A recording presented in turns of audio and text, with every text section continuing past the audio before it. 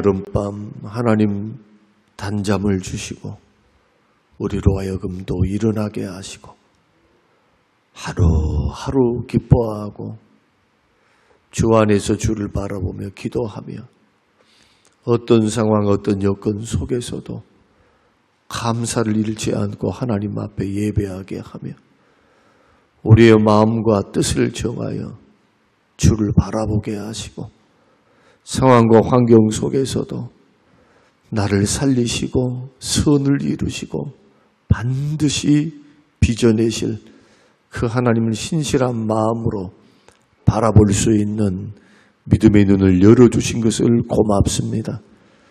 우리 주님이 생명이시기에 우리 주님이 우리의 인생과 삶의 전부 되어주시고 우리 영혼의 만족이 주님이 되기를 원하시며 우리가 바라봄이 오직 하나님을 기쁘게 하며 하나님을 즐거워하는 우리의 신앙과 삶이 되게 하옵소서.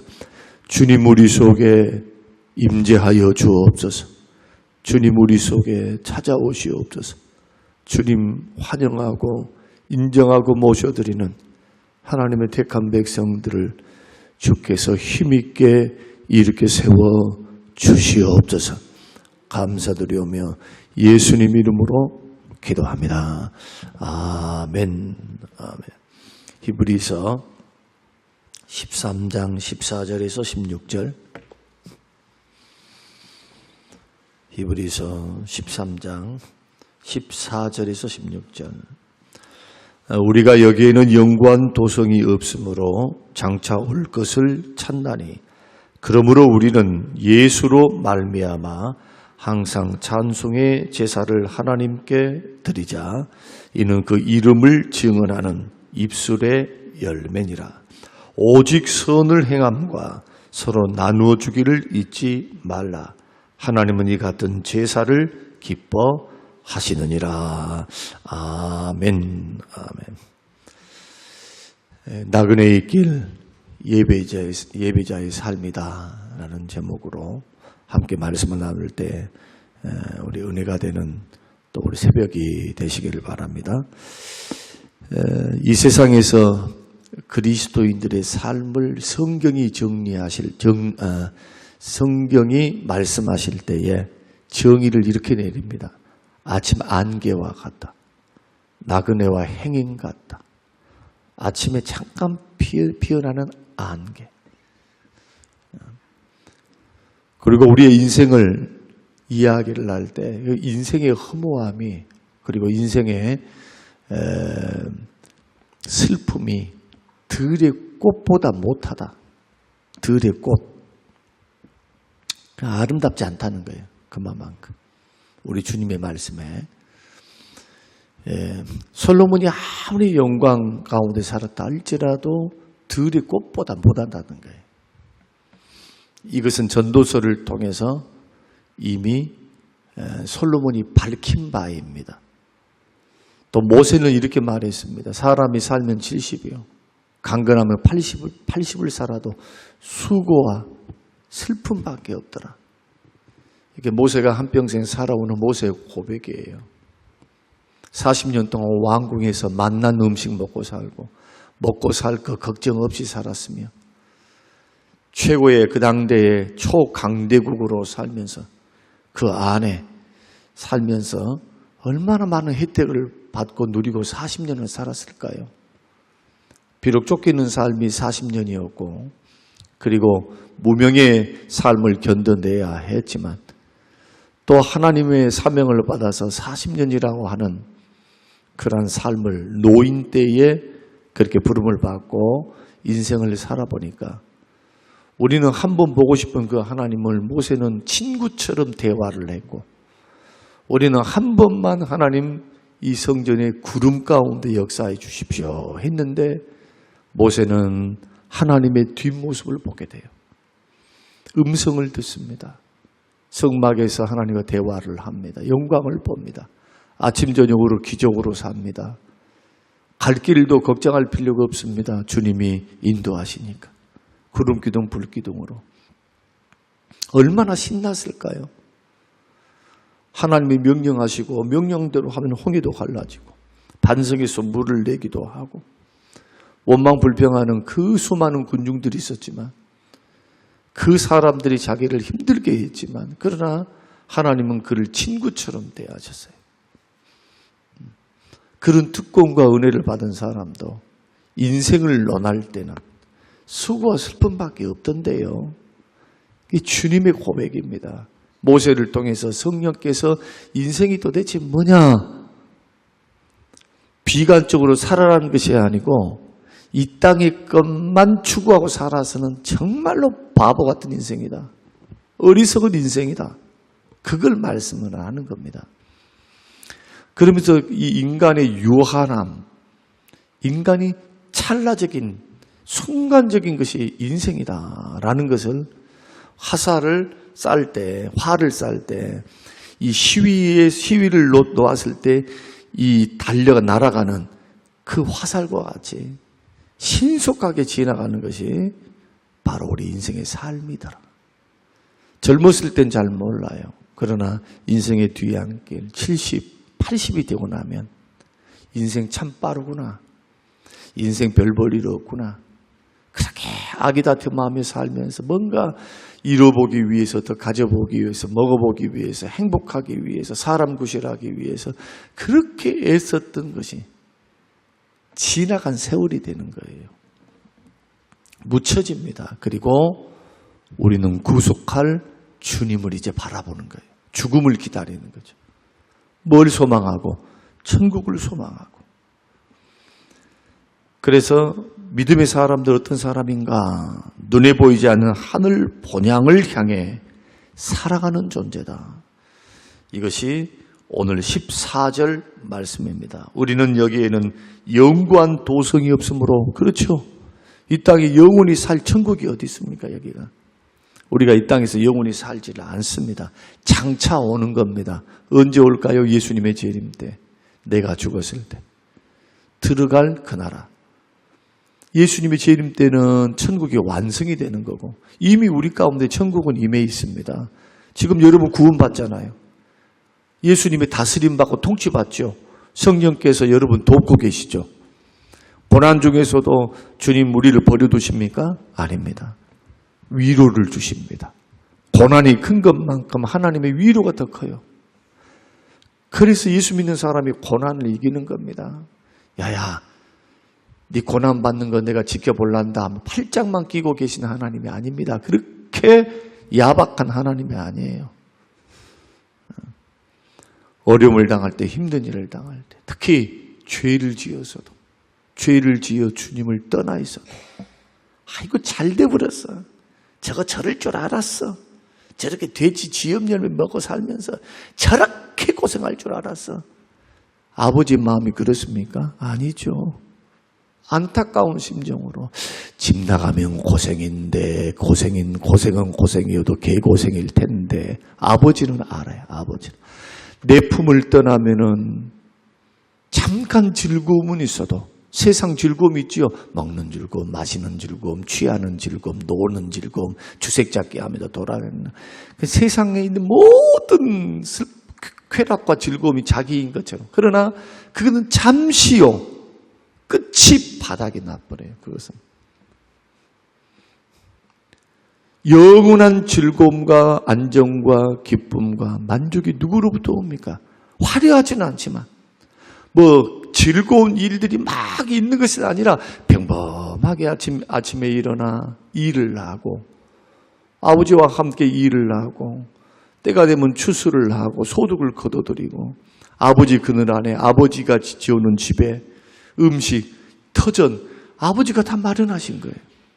이것을 먹고 마시며 즐기며 살면서 좀 몸에 고생은 있겠죠. 우리 주님이 돌아온 탕자의 비유에서 큰아들 이야기입니다. 그게 복인 줄 몰라요. 아버지 돌아가시면 다 이것이 자기의 유산이 되는 것도 모르고 둘째 아들만 그렇게 사랑하네.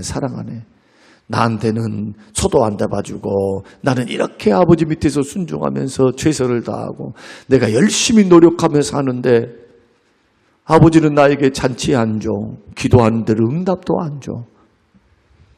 그러면 하나님이 지금 주시는 평안, 생명, 건강, 일할 수 있는, 그리고 두 다리로 걸어갈 수 있고 다리 쭉 뻗고 살 수 있는 집을 주시고 좋은 남편, 좋은 아내, 좋은 가정을 주시는 그 하나님의 그 은혜는 이 모든 것이 하나님의 그늘 안에서 주신 것인데, 아버지 품에 있다, 집에 있다고 하는 것은 아버지의 다스림 속에 있는 겁니다. 아버지가 지금 다스리시고 인도하시고 먹이시고 입히시고 그 주님이 지금 인도에 가신 이 천국의 삶, 천국의 삶이 뭐 별것 없어요. 우리가 생각하는 천국, 이 땅에서의 천국을 누린다라고 하는 것은 주의 다스림을 받는 겁니다. 말씀으로 다스리시고 성령으로 다스리시고 기도할 때 위경에서 건지시고 슬픔 속에 있을 때 슬픔이 변하여 기쁨이 되게 하시고 저주를 받았을 때 그 저주 가운데 가만 버려두지 아니하시고 저주가 축복이 되게 하신 하나님. 어떤 사람에게 믿음으로 주를 구하고 그 나라와 그 일을 구하며 엎드려 주가 살아계심을 믿고 엎드려 기도하는 그 영혼에게 하나님은 절대로 야박하지 않습니다. 조건은 딱 하나예요. 택한 백성들이 하나님을 알아 세상을 선택하지 않고 하나님을 선택하며 그 주님을 바라보며 그 주님의 은혜 안에 있기를, 주의 도움이 임하시기를 간절히 사모하며 때를 기다리는 하나님의 친백성들에게 하나님은 절대로 야박하게 굴지 않습니다. 그 하나님은 좋으신 하나님이신 줄로 믿으시기 바랍니다. 채우시기를 원하고 은혜 주시기를 원해요. 아브라함도 이 땅에 소망을 두고 살지 않았습니다. 하늘 도성을 바라보는 존재로 살았습니다. 이게 히브리서 11장 10절, 하나님이 지으실 터가 있는 성을 바라보고 살았다. 이 땅에 장막치지 않았다. 집 짓고 살지 말라는 것 아닙니다. 소망을 거기에 뺏기지 말라는 게, 마음을 홀딱 해가지고 그냥 눈에 있는 거 이거 먹고 마시고 쓰는 거 사는 거 이게 전부인 것처럼 굴지 말아라는 거예요. 부자일 때도 가난할 때도 마찬가지. 이 두 가지 경우 다 마찬가지예요. 그러면 평범할 때도 마찬가지. 평범할 때도. 여러분들이 동의하실란가 몰라도 늘 제가 인생을 관조하면서 성경을 읽고 성도들의 삶을 보고 내 인생을 보고 가만히 인생을 뒤안길을 돌아보면 두 가지가 유익인 것 같아요. 하나는 고난받았을 때 더 크게 주님을 체험했던 것 같아요. 평안할 때보다, 잘 될 때보다도. 감히 이렇게 저는 고백할 수 있어요. 고난받음이 유익이었다. 물론 말씀 순종의 길도 걸어가고 정말 뭐가 소중한가, 고난받고 난 후에 정말 내 인생에서 뭐가 가장 소중하고 뭐가 가장 남는 걸까, 이것을 발견할 수 있는 기회가 등 따수고 배부를 때가 아니더라. 그때는 하고 싶은 게 너무 많아. 먹고 싶고 마시고 싶고 미래의 계획을 허벌나게 엄청나게 세웁니다. 자기 죽을 줄은 모르고. 하나님과 상관없는 계획들, 바람과 소원들, 이것에 누리느라고 정신이 없어요. 그러나 고난 중에 있을 때 비로소 믿음의 눈이 열립니다. 그렇지, 내가 갈 도성이 있지. 하나님의 은혜가 필요하지. 그러면서 정말 건강의 소중함, 가정의 소중함, 자식의 소중함, 생명의 소중함, 시간 있는 그 시간의 소중함, 하늘을 쳐다보고 해를 보고 나무를 보고 새 소리를 들으며 산책하는 것, 일상을 살아갈 수 있는 이 삶이 얼마나 행복한 삶이었을까. 그것을 놓치고 있었구나. 고난의 시면 속에서 그걸 깨달은 게 인생이라니까요. 또 하나의 삶에서 유익이 뭐냐 하면, 뭐 큰 것 없어도 평범한 게 좋더라 하는 거예요. 평범한 거. 뭐 대통령이면 뭐고, 무슨 CEO, 대기업 총수면 뭡니까? 김창옥 씨가 그 강의를 하면서 이런 말을 하더라고요. 대기업 CEO 좋아하지 마세요. 대기업 CEO들 70세에 죽고요. 저 조양호 회장은 68세고요. 이건희 회장은 67세부터 병이 걸려가지고 74세인가 투병하다가 돌아가셨고요. 그리고 80 넘긴 사람 정주영 회장 빼놓고 다 대부분 단명했어요. 왜 그랬을까요? 스트레스 많이 받아갖고. 온몸에 병이 걸려서 단명하더라는 거예요. 오히려 평범해서 살아갔다면, 오히려 큰 일을 하지는 못했어도 더 성경적으로 값진 일을 할 수 있지 않았을까요? 그 많은 재산, 그 많은 것을 가지고 더 영향력 있게 주를 위해서, 이웃을 위해서 할 수 있었을 텐데, 오늘 그 이야기를 좀 드리려고 그래요. 그래서 우리 나그네 인생, 나그네 길 예배자의 삶을 생각할 때 오늘 꼭 기억해야 될 것, 우리가 손해를 본다 할지라도, 고난이 온다 할지라도, 외로움을 당한다 할지라도 예수 믿는 사람에게는 뭐가 남아있느냐? 더 좋은 부활, 영원한 천국, 영원한 도성이 기다리고 있기 때문에 우리는 그 나라를 바라보며 믿음으로 한 걸음 한 걸음 주와 함께 걸어가는 인생이 되어야 한다. 이것이 첫 번째요. 두 번째는 그러므로 나그네의 삶을 살 때 찬미의 제사를 드리라는 겁니다. 입술의 열매요. 입술의 열매. 자꾸 찬양 드리라는 찬양. 15절. 그러므로 우리는 예수로 말미암아 항상 찬송의 제사를 하나님께 드리자. 이는 그 이름을 증언하는 입술의 열매다. 이 입술에서 찬송이 계속해서 나와야 된다. 무엇함으로? 예배 드리는 것처럼. 신약시대는 피제사를 드리지 않습니다. 대신 어떤 제사를 드려야 됩니까? 삶 속에서 두 가지 제사를 드려야 돼요. 삶으로 드리는 예배는 두 가지. 첫째, 이 입술이 하나님을 감사하고 예수 그리스도를 믿음으로 고백하는 입술의 열매, 찬양, 찬송의 예배를 반드시 드려야 돼요. 찬송의 예배. 삶으로 드리는 많은 예배 가운데 오늘 본문이 말씀합니다. 찬송도 예배다는 거예요. 예배. 예수를 믿는 믿음의 고백으로 예배하고, 나 같은 죄인을 살리시고 구원 주신 그 예수님과 우리 하나님을 향하여 감사의 표현으로 고백을 하고, 항상 찬미의 제사를 드리라라는 것은 상황과 환경을 초월하라. 상황이 어떻든 환경이 어떻든 하나님을 향한 변함없는 감사와 믿음의 고백을 드리는 이 찬송이 바로 입술의 예배다. 입술의 예배. 찬미의 예배다. 그것을 유지하라. 그게 항상이란 말이에요. 그걸 유지하라는 거예요. 고난이 왔다, 어려움이 왔다, 힘듦이 왔다, 상처가 왔다, 시험이 왔다, 어떤 경우에서도 예배를 잃지 말라는 겁니다. 감사를 잃지 말라는 겁니다. 왜냐하면 이 땅에서 누리는 것은 잠깐이에요. 영원한 천국이 기다리고 있고 이 땅에서도 우리의 보호자가 떠나지 않기 때문에 우리는 다 이해할 수는 없어요. 왜 우리가 믿음으로 기도하고 하나님을 따라 살아가며 열심히 주를 위해서 살려고 하는데 왜 나는 복을 더디 받고 저렇게 죄짓고 사는 사람들은 왜 저렇게 복되게 사는 건지, 이런 질문들을 이미 시편에서 이미 다 질문해 놨습니다. 그리고 하나님이 대답을 다 해놓으셨어요. 시편에서. 그들의 형통함을 부러워하지 말라. 절대로 부러워하지 말라. 나 여호와가 오래 참는다. 왜 오래 참으실까요? 회개하고 돌아오라고. 기다리는 기간이지.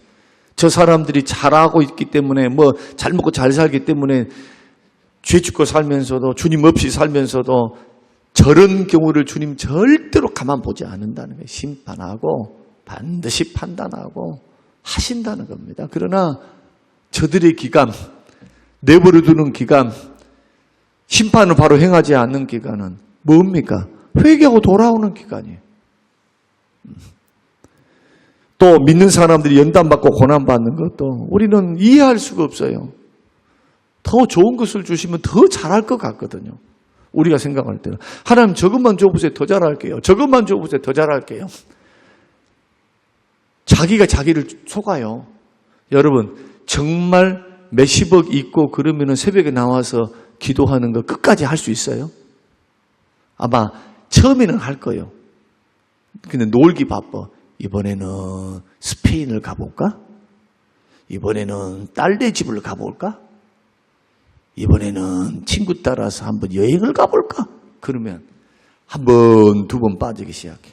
이렇게 저렇게 하면서 핑계를 대. 아이고, 갔다 와서 그때 하죠.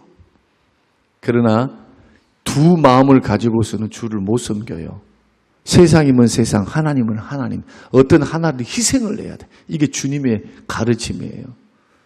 저와 여러분들은 지금 힘들고 어렵지만 세상 사람들이 그 화려함, 세상에 그 사람들이 살아가는 삶의 방식에 우리 폴딱 해갖고 살아가지 않습니다. 필요는 해요. 잠깐 충전을 위해서.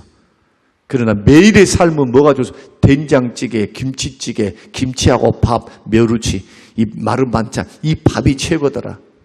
아무리 외식을 해서 좋다 할지라도 집밥만큼 오래 가는 것은 없더라. 오늘 우리가 나그네의 삶을 살아가면서 예배자의 삶을 우리에게 도전하는 이 말씀에 입술을 점검하십시오.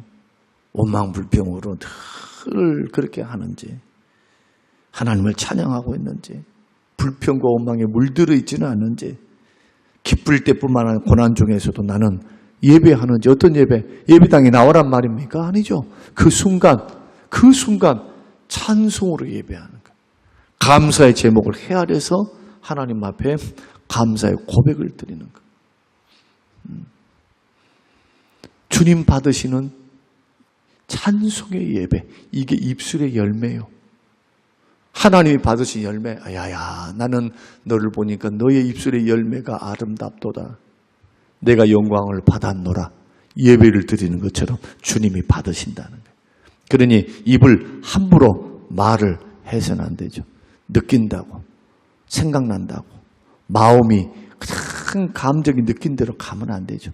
말씀이 통제하는 방향으로 가야 돼요. 하나님이 살아계시지. 하나님 은혜 주시지. 하나님 우리를 도우시지. 고난 중에 기도하면서 하나님께서 반드시 이 기도로 역사해 주실 줄로 믿고 감사나이다.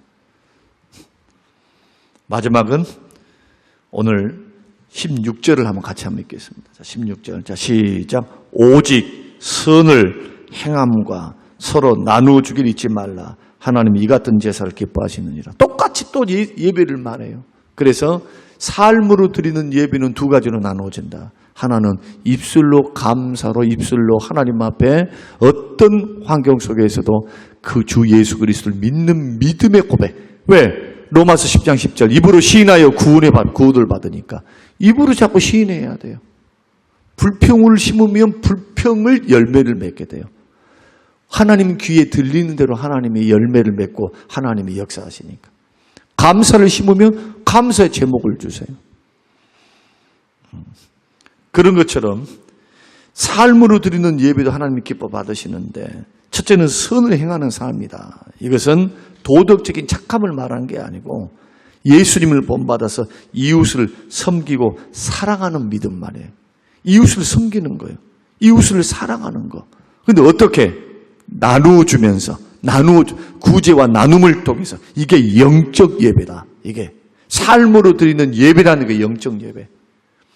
형식으로 드리는 이 모양으로 드리는 모여서 드리는 예배도 중요하지만 이 예배와 함께 우리 삶의 언저리에서 늘 드려야 될 예배. 그 예배가 뭐냐? 입술의 열매, 찬송의 열매, 감사, 하나님 영광 노래하고 어떤 상황이든지 기쁠 때나 슬플 때에도 감사로 승화시키고 늘 새벽에 제가 기도가 그거죠. 하나님 어떤 환경 여건 속에 있어도 믿음으로 반응하고 반드시 감사로 승화시키게 해주십시오. 슬로건이 슬로건. 하루를 사는 슬로건. 왜 그렇게 해야 합니까? 하나님이 살아계시기 때문에. 들으시기 때문에. 좋은 것으로 채워주시기 때문에. 하루하루가 쌓여서 1년이 되는 거예요. 하루가 하루 쌓여서 이렇게 살아가서 우리의 인생의 성공과 승리가 되는 거예요. 어떤 특별한 경우에만 하려고 하는 사람은 어리석은 사람이에요. 요행을 바라는 사람과 똑같아요. 영적으로. 하루하루 훈련하고 하루하루 주님과 함께. 오늘 이 말씀을 통해서 우리는 어떤 존재인가, 나그네와 행인으로 사는 사람들, 영구한 도성을 바라보는 믿음의 사람이어야 한다. 우리의 입술은 예배가 돼야 되는데 늘 감사의 고백, 그리고 감사의 언어, 하나님을 찬양하는 그런 입술로 하나님 앞에 믿음으로 고백드리는 입술의 열매. 여기에는요, 전도하는 거, 주님을 자랑하는 거, 주님을 높이는 것이 다 포함되어 있어요. 입술의 열매이기 때문에 주님을 증거하는 열매가 되는 거예요. 그러면서도 선을 행하는 것과 나누어주는 것, 구제하고 나누는 것, 삶 속에서 예수님을 본받아 사랑을 실천하는 것, 이것은 곧 누구를 위한 것이 될까요? 우리를 위한 것이 돼요. 천국을 준비하는 사람의 자세입니다. 구원받은 하나님의 백성들이 믿음의 길을 걸어갈 때 그제 설명드린 것처럼 영문 밖으로 나아가야 합니다. 예수 믿는 목적이 그냥 잘 먹고 잘 되고 잘 살기 위한 목적으로만 걸어가면 번지수 잘못 찾는 거예요. 주와 함께 고난도 각오해야 됩니다. 주님과 함께 핍박도 받아야 돼요. 어려움도 다 마음 먹고 십자가 후에 영광을 받으셨던 그 주님의 영광스러움을 바라보고, 여러분 믿음의 길 좀 손해보고 어렵고 힘든 길들이 놓여 있지만 절대 포기하지 마세요. 주눅도 들이지 마세요. 세상 사람들 평가에 휘둘리지도 마세요. 우리는 지금 영원한 천국 백성, 천국 시민으로서 내 아버지가 천지 만물을 창조하시는 우리 하나님이십니다. 우리를 구원하신 분은 나를 위해서 아낌없이 십자가에 죽어주신 우리 주 예수 그리스도, 우리 친구 되시고 생명 되신 예수님, 그리고 성령님께서 말할 수 없는 탄식으로 함께 되신 간구하시고 우리를 도우시는 성령께서 우리를 떠나지 않고 오늘 하루도 우리의 인생을 도우십니다. 뭘로 반응하면 좋을까요? 믿음으로 반응해야 보여요. 믿음으로 반응해야 그 열매들이 다 내 것이 되는 거예요. 이러한 신앙생활이 새벽이 되시기를 바라고, 새벽에 경건함이 되시기를 주님의 이름으로 축원합니다. 고마우신 아버지 감사합니다. 고맙습니다. 주시는 귀한 말씀, 이제 히브리서를 마무리하면서 주시는 삶의 교훈들을 바라보고 끝까지 믿음으로 승리하며 걸어가기를 원하오니 하나님 우리에게 용기를 주시고 성령의 연약한 무릎을 일으켜 세워주시며 우리의 마음의 심지, 믿음의 심지를 견고히 하여 주님 믿음의 길 걸어가도록 축복하옵소서. 감사드리오며 예수님 이름으로 기도합니다. 아멘.